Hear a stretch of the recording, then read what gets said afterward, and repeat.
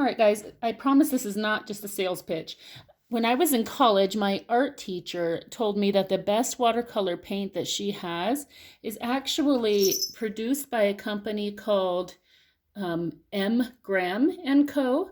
So I kind of wanted to show you the difference. So this is yellow ochre, which I think is great in any watercolor palette. It's a really, really great natural yellow color.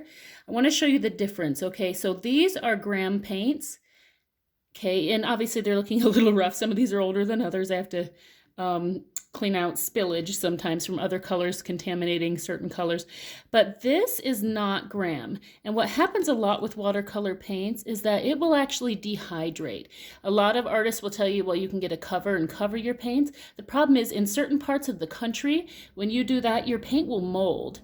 And I lived in Ohio for a great deal of my life, and it molds quite a lot there. So, so living out west now, what I've discovered is it dehydrates. So even with the cover, you'll find that your paint will dehydrate. The difference with the Graham is that they actually use honey in their recipe, and that stops the paint from dehydrating. So it's really nice. So you'll see this just crumbles away. This isn't a different brand, right?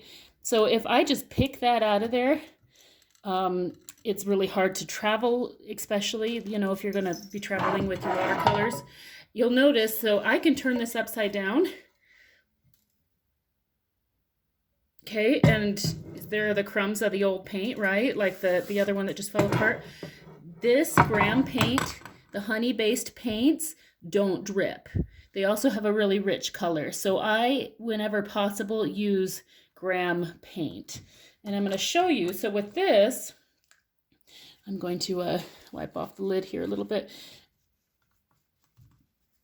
Get out some of those extra crumbs, so it's not just working around in there. So this will come out. It looks like just about any other yellow ochre. Okay. Good color though. It's a very good color. It's a little runnier now, but in an hour it will set just like these. I can even touch the other ones, but when I touch them, they're still soft. Okay. And that will also not drip. I'll put a link in our lesson to some of the Graham paint that you can price out for yourselves, but I highly recommend that you work with a honey-based paint, and I personally work with Graham.